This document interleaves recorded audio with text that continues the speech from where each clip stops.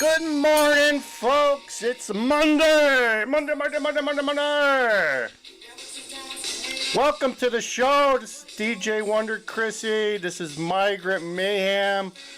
We're ready for another good week here in crazy Chicago.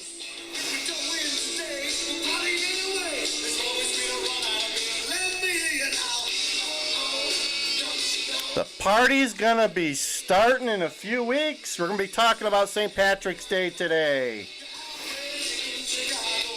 We're all crazy in Chicago. Don't let the beer run out, folks. Okay, so that was Johnny and the Leisure Suits from back in the 1980s. 85, I believe. Let me get this video set up for you. Let me situate myself here so I look a little bit better today. Not much going on the migrant front. I was just checking all the news outlets and I don't hear of any updated numbers. I was expecting at least one or two buses to appear in the last couple of days, but haven't heard anything. Brandon hasn't been complaining. I think if anything, we're going to see some migrants showing up via airport. If these NGOs still have money to send them out of San Diego and Arizona, but that may be they're out of money too. So maybe they're not coming anymore. So real quiet on the migrant front. It's pretty much like, people redoing old news or reports on stuff that was left hanging, like that 5-year-old boy that passed away before Christmas, and things like that are coming out, going through the financials and, trying to find stuff. A little bit of that every once in a while, but other than that, it's just all the crime going on in Chicago, and there's plenty of that. There was some teen pew-pewing going on in the South Loop over the weekend. I mean, there's just basic. Every weekend you can expect 5 to 6 people to catch a fatal bullet. So that just that just keeps coming, folks.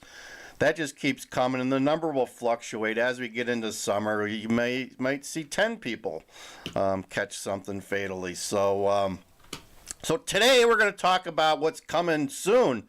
Not only are they going to be kicking the migrants out of some of the shelters, we're going to be having a St. Patrick's Day celebration. And if you don't know, Chicago and the south side of Chicago is known for the South Side Irish.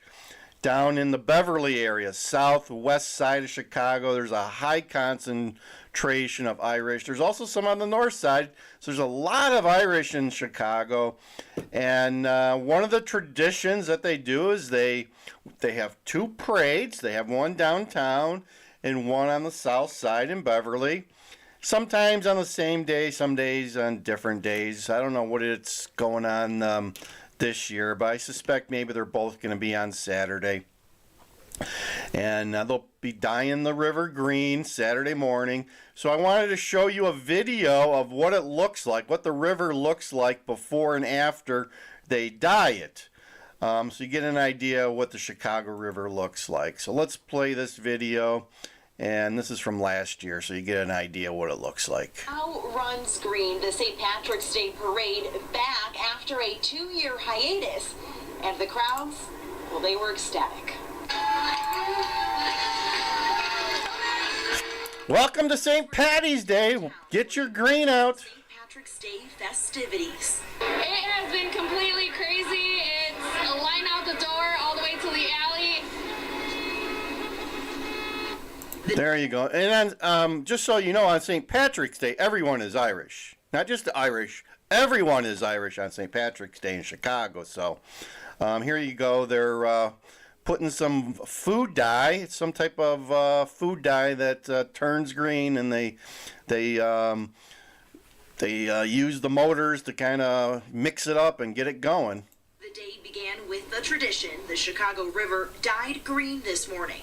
This is amazing after all those years of suffering, and it's the sun is out. Last year, you'll remember the city still dyed the river green, but did it as a surprise to not draw large crowds in the midst of a pandemic. There's your Irish dancers. There's the downtown parade. The Chicago parade drawing thousands of people. We come every year, so we've really missed it the last 2 years. You know, it feels good to get back to a new normal. People ringing in the holiday by shamrocking the block at Old St. Patrick's Church in the West Loop. Businesses reaping the rewards after a long pandemic drought. There's your Guinness. By 8:30, we were already at our max, and it's been like that all day. It's fantastic. It's popping in here, yeah. Fans from all over the country and all over the world descending upon the Windy City today. Everybody's Irish today. There you go. Even those from Ireland itself who wanted to come check out our Chicago-style celebration. It's just amazing here. We have a great country, and everybody's so welcoming, and they really are nice, good people. It's unbelievable. It's a super city, and we're so happy and so proud to be here. And we've had a great week, and we're hoping to come back again next year.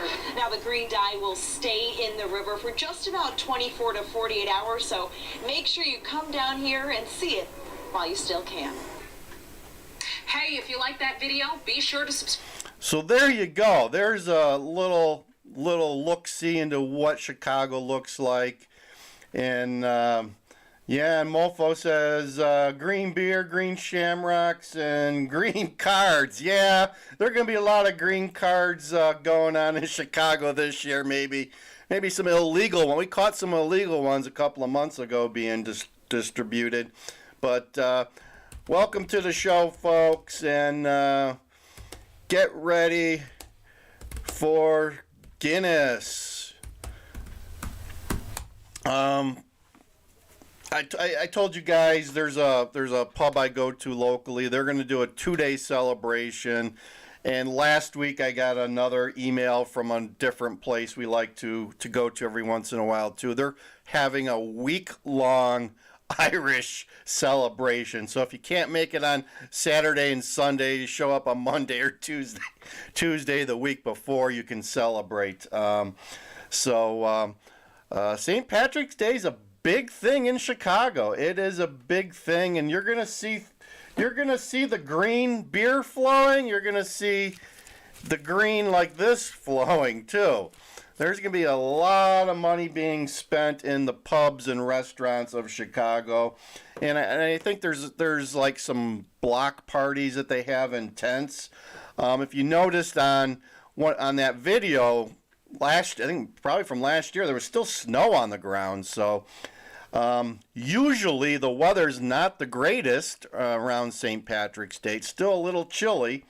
It's not going to be 70 and sunny, that's for damn sure. So it's mostly indoor activities that happen in Chicago besides the parade. So there you go. I will give you that Chicago is a great place to be for St. Patrick's Day as long as you're not out after dark. We still have, like I alluded to earlier in the show, there was a South Loop teen gathering is what they call them, and things got out of hand, and somebody not making it home. So got to be careful in Chicago more and more these days, especially downtown. State Street, there's been a lot of crime and a lot of things going on in State Street, if you know what I mean.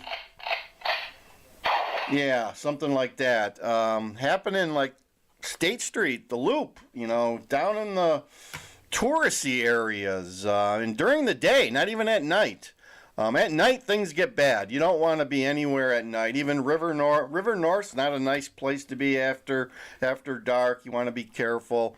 Definitely the Loop gets a little, not much tourism going on in the Loop after dark, but more so during the day. But you want to be careful in Chicago at night. Everywhere now, because you never know when you might get caught up in one of these gatherings, right? Where there's a lot of people and they're just tearing the place up. So be careful, be careful. So whatever you're doing for St. Patrick's Day, have a great time. Get those green wigs out.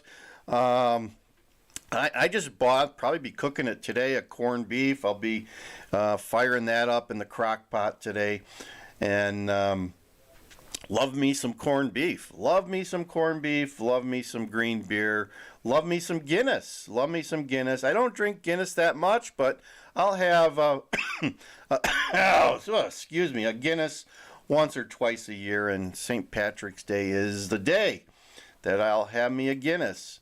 So, sorry to disappoint you guys, but there seems to be, I was just watching another gentleman that does some migrant stuff, and he was commenting too that the migrant news is just like dried up in Chicago, so everything's real quiet, and as I told you before, be on the lookout for the finances of Chicago and Illinois are floundering at this point. They've spent so much on the migrants. They're looking for where they can pull money from.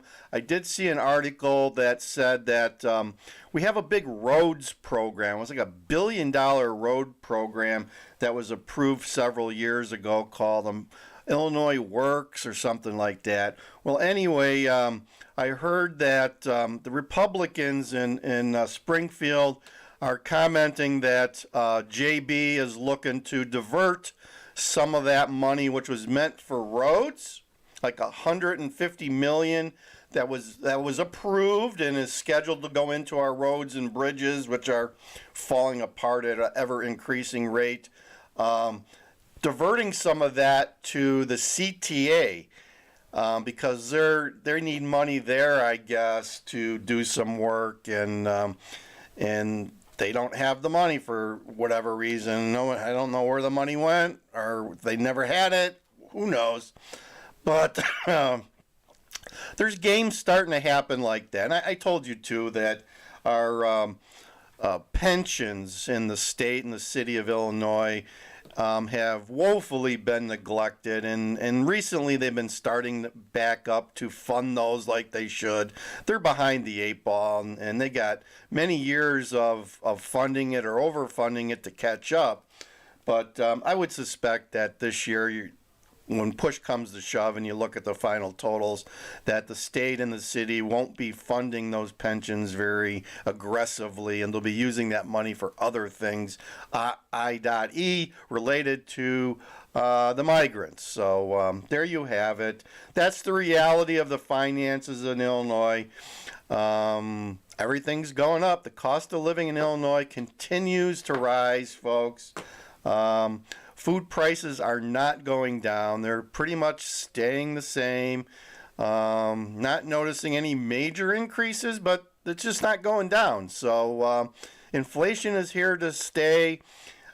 Seeing more and more shrinkflation on a weekly basis. So it's inflation is here. Inflation's here, and it's hitting the consumer over the head. So that's about all I have for today.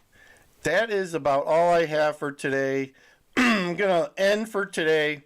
Like, share, and subscribe. It does matter, folks. I am DJ Wonder Chrissy. This is Migrant Mayhem, and we are part of Land Cruiser Midwest. Help us with the algorithm. Check out the rest of our channel. I released a couple of foodie shorts last couple of days. One was about Kojaks, and one was kind of a little tribute to Susie Q for her birthday. We took her out for a nice birthday dinner a couple days ago, so we'll give you a little glimpse into her birthday and celebration that we had there. So DJ Wonder Chrissy over and out, and keep your head on a swivel and watch out for them damn migrants. Over and out.